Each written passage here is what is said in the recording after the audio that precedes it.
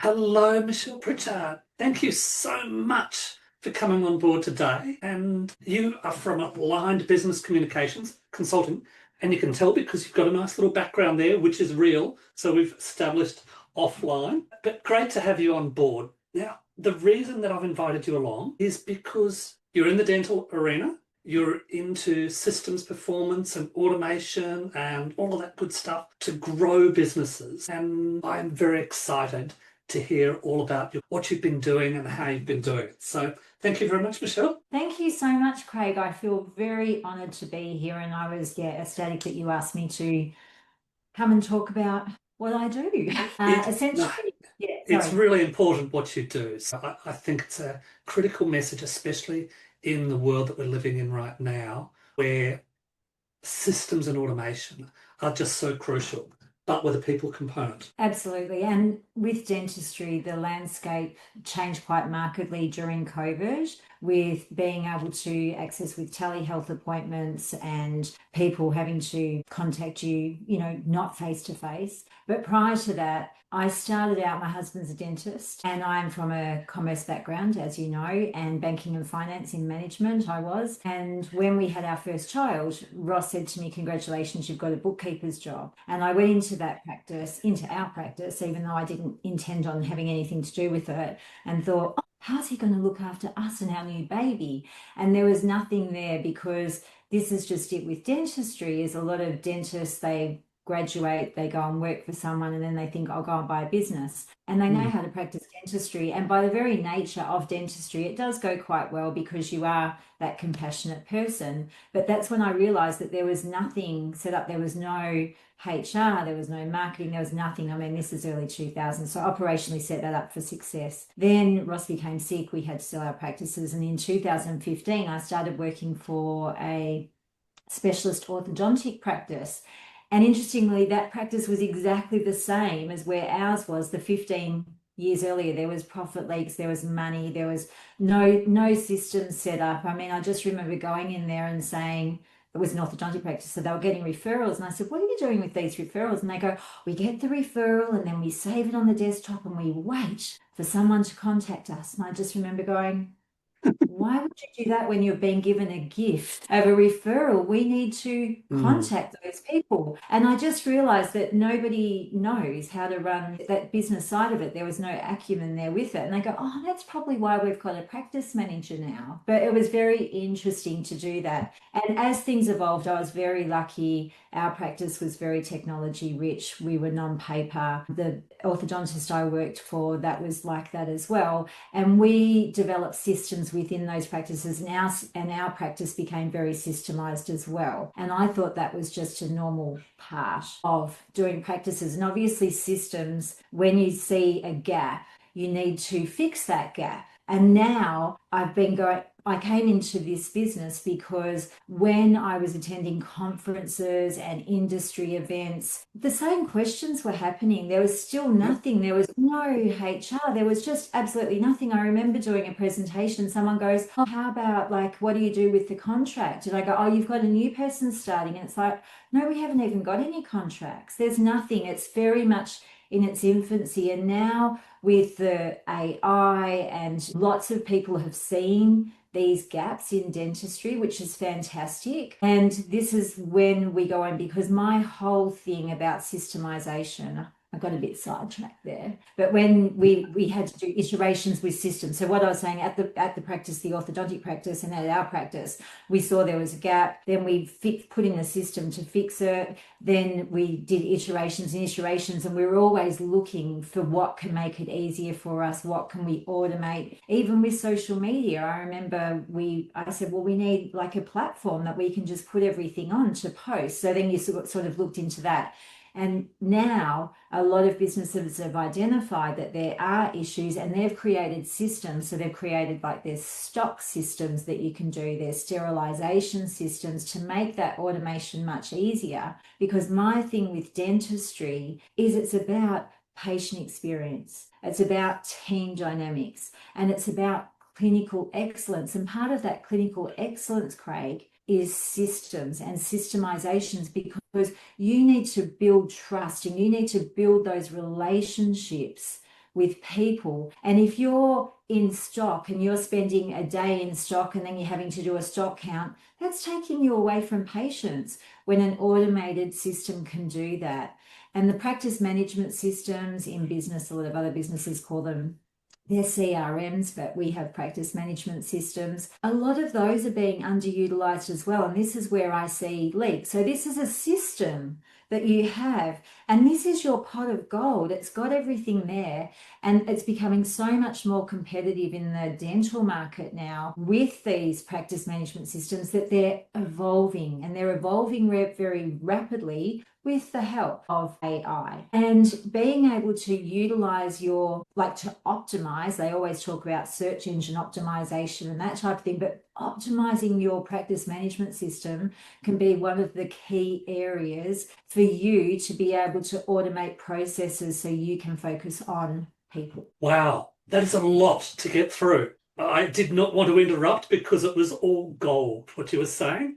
I was thinking of just getting an AI picture of myself up there while you were going through it all. Okay, so you've been through a lot there. Now, you don't have to have that all at once. You can't do all of that all at once. Just pick something. So what do you pick? Exactly. So the big thing is I always start with one thing. And this is what happens is that the owner or the dentist or the managers, they'll go along to a workshop and or a conference, and they come back and they're really revved and all the stuff. Oh my gosh, what are they coming back with now?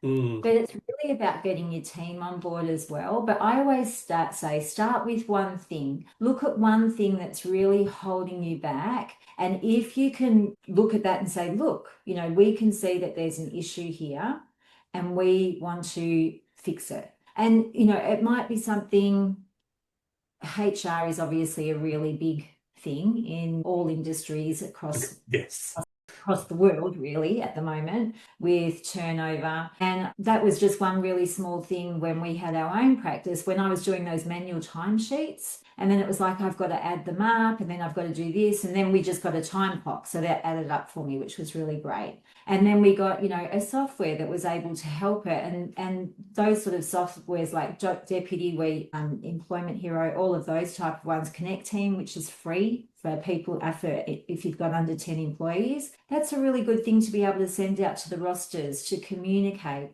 for that automated onboarding, that the stuff automatically gets sent off to the super, it automatically gets sent off to the ATO. Something like that can be really small to start with, and then that can really help streamline your management, your team know exactly where they are. And this is when I go into practices, this is what I see. It's like, how do you know where everyone's working? They go, it's just on our practice management system there. And I go, well, how about if someone's on holidays? How do you know? Yeah, not really, not sure. So just something small like that, but you need to get everyone involved and say, look, we're looking at doing this. This is why. What concerns do you think you have? And then you just sort of get everyone empowered to do it. Just something like that. And also one thing I always say for owners is your business statistics. Good luck with that. Your personnel costs are your biggest cost, your lab and supplies. So they're your three biggest things in dental. If you just track that, if you track one thing, you're doing better. So if you can track what your personnel costs are per month for your turnover, just track that. And then it'll be like, oh my goodness. And that will open up your eyes to what's actually happening. So by tracking one thing, you might track your treatment conversions, because that's your cream, your recalls, your continuing care, that's sort of your spun sort of thing. That sort of keeps the lights on and keeps the day-to-day running. But if you can get your treatment conversions up, that can increase your income so substantially, because that is probably one of the biggest leaks that I see in practices. A dentist will say, you need to have this is why, blah, blah, blah, blah, blah. Go to the front and they'll help you. So then the receptionist, who's got all these people around her, probably the phone ringing, someone else wanting to pay, and then they print up this thing on their practice management system and it says, this is the appointment for this and this is the amount. This is the appointment for this and this is the amount. So they go, this is it, this is it. Should I book that in? And the person goes, I'll come back to you. I'll think about it, and they leave because there's been no personal relationship built with that person to understand, well, firstly, to explain why they need it, what the consequences are of not having it, and then understanding what objections or concerns they have. So that's about that systemization as well. But if you're doing other things, you can't do that. But if you can invest in other areas for systemization, automation, you can then have someone dedicated to spending that time. So, if you just track your treatment conversions to see what percentage you have, and a lot of the practice management systems now do have that, so you can see what's been presented and what's been accepted, you would be very surprised. So they're just a few things that you could track, just one thing. I've always had a saying, and that is, without reliable data, you're merely another person with an opinion. So exactly. I've always been give me the data, let's analyze it and see what the truth is there, rather than, yeah, okay, we're doing okay. How do you know? So yes, getting that data together. And as you said, you just need to put in one metric this month, one metric the next month, get a dashboard in place, get some alerting going on. Just do one thing and then do another thing after that. Because it can be these are overwhelming. dentists. Yeah, that's right. This business stuff keeps people out of other people's mouths, keeps the dentists out of people's mouths. That isn't what they were trained for. They were trained to look inside people's mouths. They weren't trained on business. They weren't trained on metrics, processes. And you were talking about processes before, and I really couldn't help but have a slight smirk, which is totally inappropriate, by the way, because you were talking about clinical practices, and I was thinking of Monash IVF at the moment. Oh, yes, that's so bad. Yes, Monash IVF at the moment, for those listening, here in Australia, has just had 2 cases in a month where they've inserted the wrong embryo into the wrong person. And clinical practices, processes, systems, it's just so important. So there was something else that I wanted to look at. On your LinkedIn, you have, here's how I help. Diagnose the issues, no more guessing. Well, I imagine that comes down to numbers again. Design a treatment plan tailored to your practice. Now, tailored to your practice, I'm guessing that every practice is different. I'm different to everyone else. I'm special. And then when you've seen 100, 200 practices as you have, you've seen it before. Would that be a fair guess? Yeah. So there's always the same issues, and then you have the same system set up to do it. Yeah. But how you actually set up that system might be slightly different, because the owner might say, so for instance, one of my systems, which I feel can be a very big competitive advantage, is the first patient phone call. So the first patient phone call, how it's answered, it has to be exactly the same. And you want to be asking the same questions. So we have basically a list of everything you ask. So you explain everything fully to the patient. And I feel like that's pretty much the same, but how you actually communicate that might depend on the type of practice you are. So when I say it's very bespoke to each practice, it might be the verbiage they use, how they call their patients, they might call them clients. It might be just little idiosyncrasies with each practice. It can be a bit different. And then I always recommend, to make sure the welcome letter has everything. And then some people might like, oh, well, no, I like to have this in there, or I like to say this, or I like to do this. So it's sort of a guide, but then you actually tailor it to what each practice likes. And then... But at least they're getting a welcome letter. That's a good thing. A lot weren't even getting a welcome letter. And then, no, that's exactly right. And then I really like a welcome board as well. And we found that was a very big thing. So when we walked into the practice that I was managing, it had welcome to our newest patients. It just had Craig, Michelle. It didn't have any surnames or anything. Or congratulations to our newest patients. They're commencing treatment today, that type of thing. And that was really nice. And I'd recommend that to most practices to do. But some practices go, no, that's not what we do. One practice chose to take it a step further. They'd seen this in the eastern states, and I thought that this was actually really nice, is when you go into a hotel room and they have the TV and it says, welcome, Craig, this room is cleaned by blah, blah, blah, blah. If you've got concerns, da, da, da.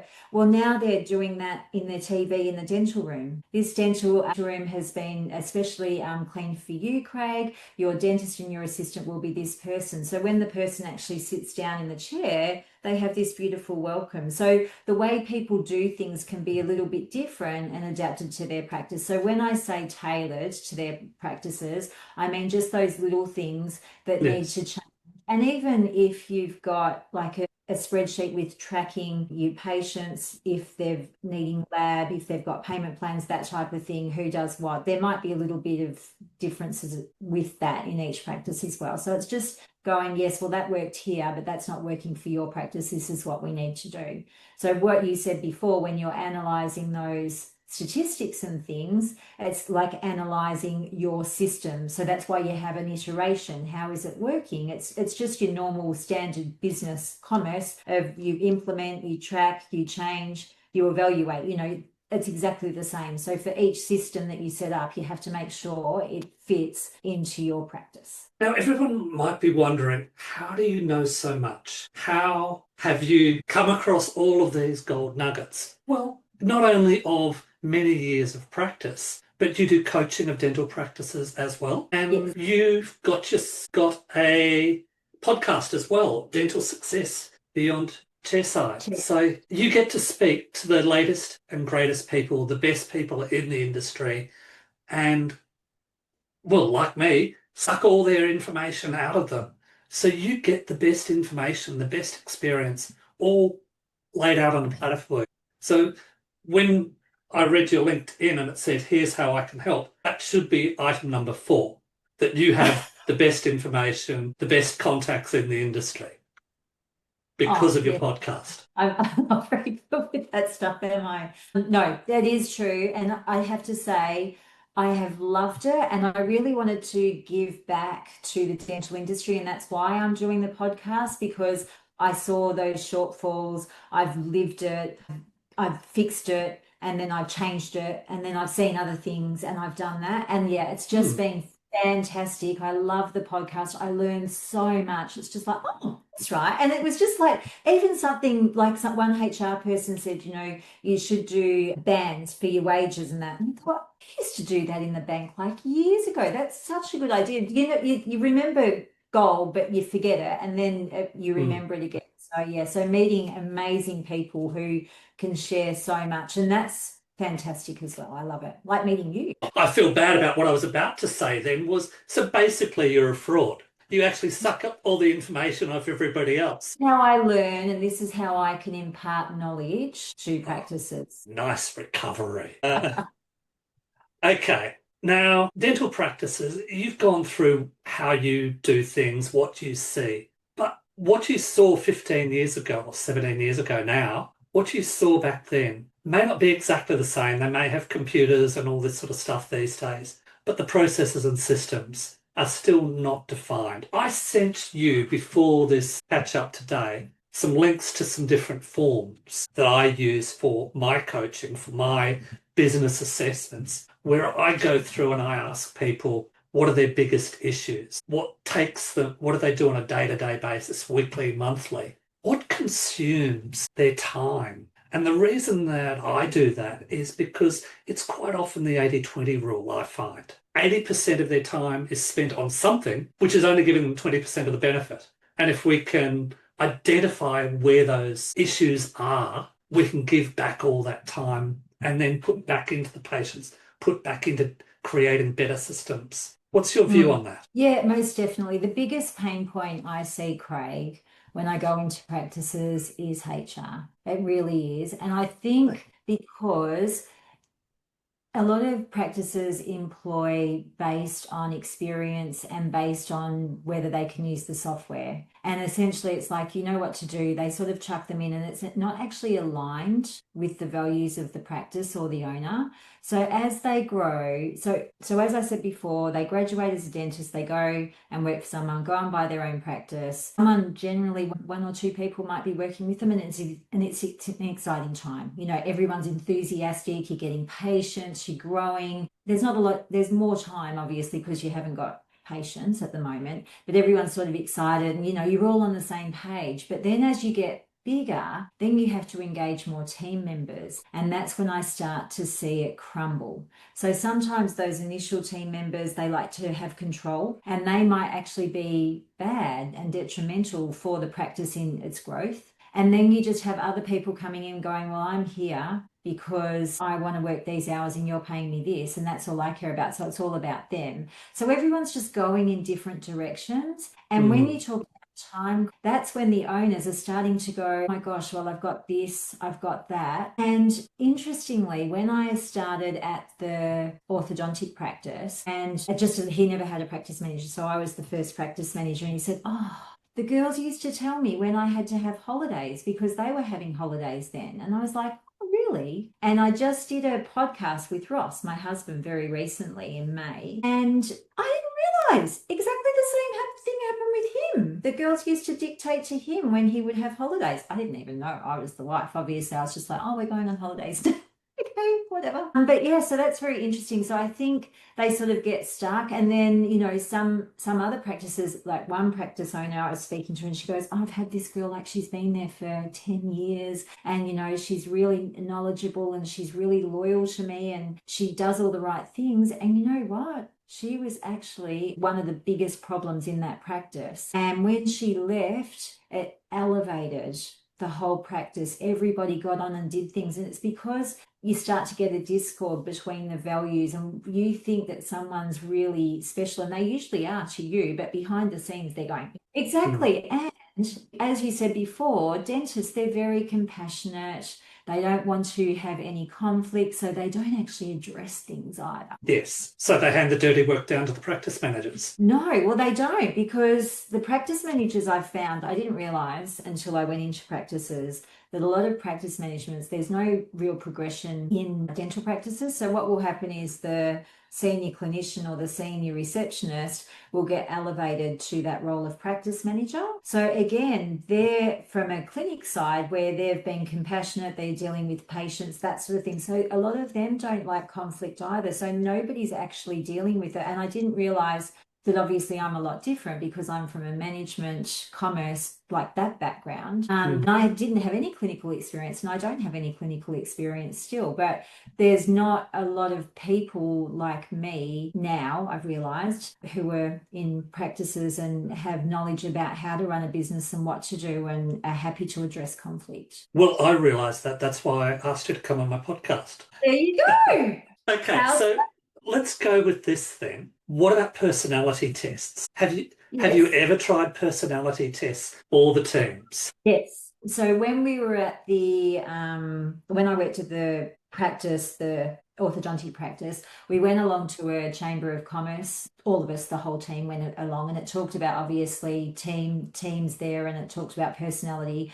So we did our own personality testing there, and then realized that there was really only me. Actually, no, my boss as well. We had that personality. It wasn't a disc personality. I can't remember what it was. Yeah. And then we did a human resources. We got a human resources person in to help us as well when we were engaging a new manager. Actually, when I was leading there, we got a human resources person in to help. And then we just did a personality test for the person who was coming in just to see how they would fit into the existing team. And then we had a big team building exercise because we had the new management team on, and the facilitator who came into that did a personality test for the whole team to see how they fit in. And I've had on my podcast as well about DISC, personality testing is really good because you can see the gaps of where you're missing those leadership and that dominant sort of personality that you require. And I think in dental practices, it is very similar, that everyone's sort of that nurturing, beautiful, compassionate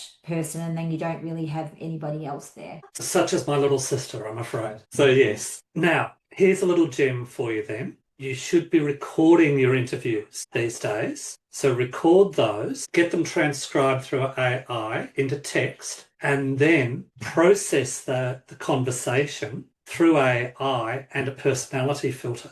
There you go. So AI personality filters? Yes, absolutely. Okay. I don't know about that. Okay, well, note to self, I will sort something out for you on that one then. Sounds good, Craig. Thank you. That's just a gem. That way you can interview all of your staff, record them all, and then process them all and see how they blend in as well. Fantastic. Now you may think, oh, this is automation gone crazy. Well, no, don't worry about AI. AI is just big data analysis. Oh, absolutely. And we've got 8 billion plus people in the world. Of those, probably about 2 billion have done some sort of psychometric testing already. They've got the data there already. They know this stuff. Yeah. So do you just let them know that we're obviously we're recording it, and then we're just going to put it through a personality testing filter? Do you let the staff know that? Do you have to? I don't You know. do what's right. You do what you feel is necessary and appropriate. But you should always record your job interviews anyway, because you may be, as the practice manager, you may very well be doing the interview, but the dentist or the business owner may want to actually review what went on anyway. So it's always good practice to get a transcription done. It's true. So that's just good practice in the 20th. And if they're coming on board, then they're going to have to get used to technology, aren't they? Absolutely. Yes, exactly. Yeah. But it is a way of making your teams blend better. Because you put 3 people in a room, or you put just me in a room by myself, and you've instantly got at least 2 different personalities. I worked for Defence back in the mid-80s. So I've had all the psychometric testing right the way through, and I've had top secret clearance, and I've worked for Victoria Police and all this sort of stuff. I've been tested within an inch of my life. And the first one that I did, HR had to come and talk to me that my personality was so way off kilter. I had to go on a special program. Wow. And that was in the 80s. Yeah, that was in the mid-80s. So, yes, and these days I do a psychometric test and it's just flat on all the different, just because I've got experience, I've learnt about them, I've learned about business and how to talk to people and deal with people. So I'm pretty flat these days. I'd have to say Or on the wheel, I'm round. Yeah, that's right. I have to say I did one many years ago, and then I just did another one last year, and I'd sort of compared it, and it was just like, wow, it's interesting how it just changes. And I think, as you said, it's just through time and experience. It is. And once you know something, you can do something about it. If you don't, without reliable data, you're merely another person with an opinion. Hey, if you know something, you can take actions upon it. You're with Aligned Business Consulting, specialising in the dental and healthcare arena. Got your own podcast, WA. You also do speaking as well. So you're really the full package there, despite me calling you a fraud earlier. Oops, we'll just edit that out. Actually, we don't edit anything in this podcast. Don't edit out anything, that's just it. No, we don't.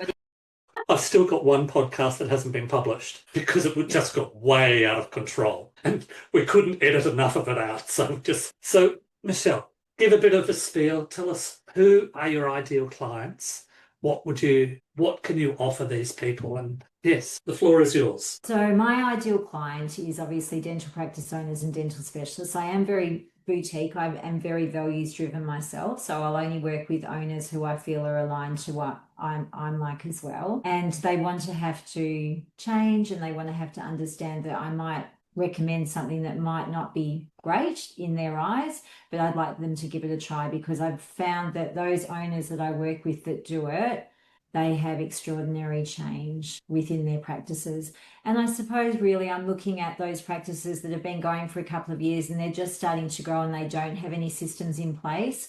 So being able to set up those foundations for success quite early on is really important, and then they can see the changes quite quickly, which is nice. So below 5 years you're looking at, pretty much. Yeah, well, yeah, so it would be that. So yeah, they've been going for 2 or 3 years, maybe up to 5. When I went into I love orthodontics. I'd have to say, I think orthodontics is my thing. I really know a lot about orthodontics, and a lot of the systems that I created and reiterated and iteration upon iteration, now I can go in and I can easily see like, oh, you're doing it like that. Oh, we fixed that years ago. Do you know what I mean? But they don't even know that there's a problem. So That's right. that's probably my thing. And it's interesting because I have been working with some orthodontic practices, like I'm working with a startup, and I've been working with another one that's been going for, a couple of decades now. And it was interesting to see how it wasn't, they're both successful, but how there is those leaks that we're actually able to paste up and make the owners' lives better. It doesn't take many tweaks to make a huge difference. You just have Yeah, to have the knowledge and experience to know what to yeah, tweak. exactly. Operationally, that's how it works. Like I talk about doing that diagnostic review, which is an overall, obviously, view of the practice. Then I do this roadmap to success, which is generally like a treatment plan over the 12 to 18 months. But it's just fixing up those operational things first about doing this. And it was as easy, like for instance, one was I went into a practice chatting to the new person who takes the new patient calls. It's like, ring, ring, ring, ring, ring. Welcome to Craig's dental practice. How can I press 1 for if you're a new patient, press 2 if you're an existing patient. Anyway, so I was talking to the girl, the new patient. I said, so you're getting the new patient call? She goes, no. Most of the people just press 1 because they can't be bothered waiting on because they're existing patients, so they just press 1. So it was as easy as changing. If you're a new patient, if you're an existing patient, please press 1. If you're a new patient, press 2. Do you know what I mean? It's just like, oh my gosh. It's something so simple to be able to change. That It was is. done. Little tweaks like that are nothing that you can just fix. But you need fresh eyes. You need someone. You can't make these changes yourself. You need someone to come in and help you. And that's where you come in. Necessarily complaining. It's about people who are saying consistent things that aren't great. And I go, are you getting some of this? And she goes, yeah, well, we're getting this when they have to reschedule that they can't come in for a long time. So it's like, okay, well, that does happen because obviously they can't come in at a time that they want, like after school or before school. So Yeah. then it's like, okay, well, when we do the verbiage and the communication to those patients, it's how you actually communicate to them with what you say. So they were easy things. So it's just like, okay, well, if you want a time before and after school, as you know, like just like yourself, people book them 6 to 8 weeks in advance. So we can put you in at this time. If you'd like to come in during hours, we've got an appointment in the next 2 days. Otherwise, we can put you on a cancellation list. If somebody reschedules just like you did, we might be able to call you in earlier. How does that sound? Do you know what I mean? So it's just about Yes. communication and how you do it. And we started doing things like that. So it's just easy identifying those small things that are creating little pain points for patients because you want to enhance that patient experience. So you attract the people you want, you retain them, and then they refer to you. Perfect. Thank you so much, Michelle, for coming along today. Just gold, gold, gold. Wish I had the little gold tooth I could just shine and blink. But anyway, perfect. Absolute pleasure. Thank you so much, Craig. I really appreciate you having me on. Thank you so much. Bye. Bye.